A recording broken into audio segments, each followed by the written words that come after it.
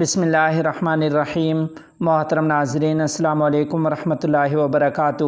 ارشد ندیم کی لاہور ایئرپورٹ سے تبلیغی مرکز رائیونڈ آمد۔ امیر تبلیغی جماعت مولانا نذر الرحمان صاحب دامت برکاتہم العالیہ سے ملاقات۔ تفصیلات کے مطابق پیرس اولمپک میں تاریخ رقم کرنے والے ارشد ندیم کی آج الصبح رائیونڈ تبلیغی مرکز آمد ہوئی ہے، جہاں انہوں نے اپنے قافلے کے ہمراہ 1 گھنٹہ قیام کیا ہے۔ اس موقع پر ان کی ملاقات رائیونڈ تبلیغی مرکز کے انچارج حضرت مولانا خورشید احمد صاحب مدظل العالی سے ہوئی، جس میں انہوں نے ارشد ندیم اور ان کے ہمراہ ساتھیوں کا اکرام کیا۔ ارشد ندیم نے رائیونڈ تبلیغی مرکز ہی میں فجر کی نماز ادا کی۔ بعد ازاں انہیں مولانا خورشید احمد صاحب نے امیر تبلیغی جماعت حضرت مولانا نذر الرحمان صاحب مدظل العالی کی خدمت میں پیش کیا۔ انہوں نے مولانا نذر الرحمان صاحب دامت برکاتہم العالیہ سے مصافحہ کیا تو ساتھ ہی امیر تبلیغی جماعت مولانا نذر الرحمان صاحب مدظل العالی نے ارشد ندیم کے چہرے پر ہاتھ پھیرتے ہوئے حیرت بھرے لہجے میں پوچھا، کیا داڑھی نہیں رکھی؟ اس پر مولانا خورشید احمد صاحب نے ارشد ندیم کی ترجمانی کرتے ہوئے کہا کہ انشاءاللہ اب داڑھی بھی رکھیں گے اور تبلیغی جماعت کے ساتھ وقت بھی لگائیں گے، جس کے بعد مولانا نذر الرحمان صاحب دامت برکاتہم العالیہ امیر تبلیغی جماعت نے ان کے حق میں دعا کی۔ اس کے بعد ارشد ندیم تبلیغی مرکز رائیونڈ سے اپنے وطن میاں چنو روانہ ہوئے۔ یورپ سے آ رہے ہیں ابھی، یورپ سے اور فرانس سے، ان کا کوئی مقابلہ تھا، اللہ نے ان کو فتح دی ہے تو سلام کرنا چاہ رہے ہیں۔ رکھیں گے انشاءاللہ، ہاں ارادہ کیا ہوا ہے، وقت بھی لگائیں گے انشاءاللہ، مصافحہ کرنا چاہتے ہیں اور دعا کر دیں گے۔ جمعیت علماء ہند کے وفد کا وائناڈ کے متاثرہ علاقوں کا دورہ، متاثرین سے ملاقات کی اور جان و مال کے نقصان کا جائزہ لیا۔ تفصیلات کے مطابق گزشتہ 26 جولائی کو شروع ہوئی طوفانی بارش سے کیرالہ کے وائناڈ ضلع میں جو بھیانک تباہی ہوئی ہے، لفظوں میں بیان نہیں کی جا سکتی۔ 600 سے زیادہ لوگوں کی موتیں واقع ہو چکی ہیں اور ہزاروں لوگوں کو بے گھر ہونا پڑا ہے۔ راحت رسانی کا کام مسلسل جاری ہے، لیکن جس طرح کی تباہی ہوئی ہے، اس کے پیش نظر وہاں وسیع پیمانہ پر راحت رسانی کی ضرورت ہے۔ جمعیت علماء ہند کے صدر حضرت مولانا سید ارشد مدنی دامت برکاتہم العالیہ کی ہدایت پر جمعیت علماء کے ایک نمائندہ وفد نے متاثرہ علاقوں کا دورہ کیا اور جان و مال کی جو تباہی ہوئی ہے اس کا مشاہدہ کیا۔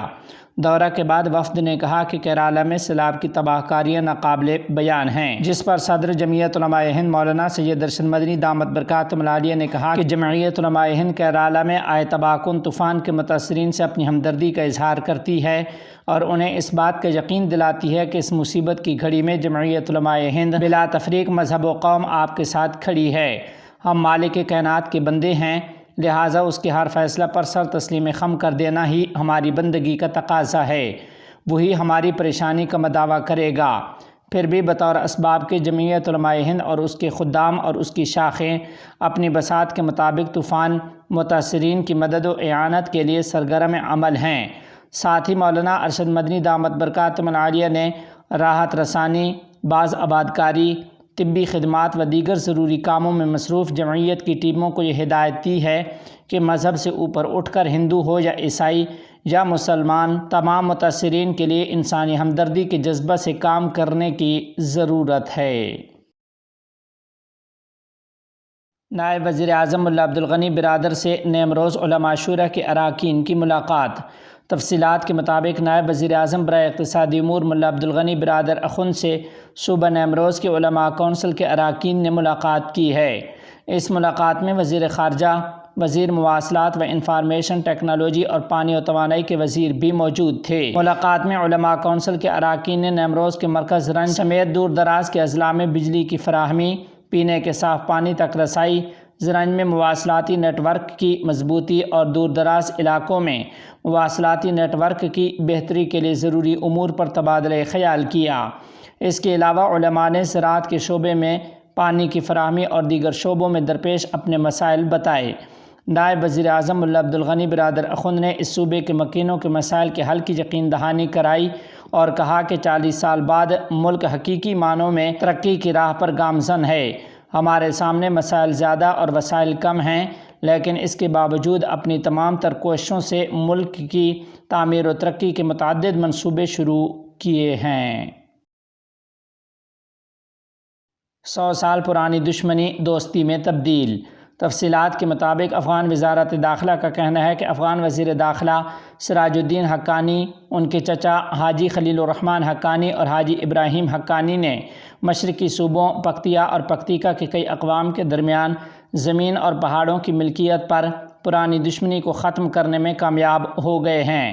ایک بیان میں کہا گیا ہے کہ یہ تنازعات 80 تا 100 سال تک جاری رہے اور لڑائیوں کے نتیجے میں 100 تک افراد کی زندگیاں تلف ہو گئی ہیں۔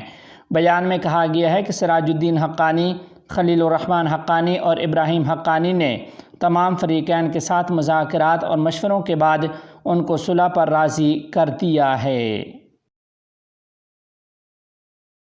وزارت خارجہ کی ایران میں افغان مہاجرین کے ساتھ ناروا سلوک کی مذمت۔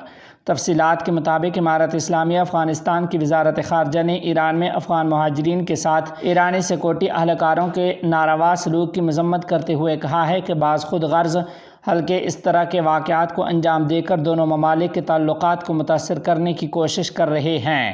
وزارت نے ایرانی حکام سے کہا ہے کہ وہ افغان مہاجرین کے ساتھ حالیہ ناروا سلوک کی تحقیقات کریں۔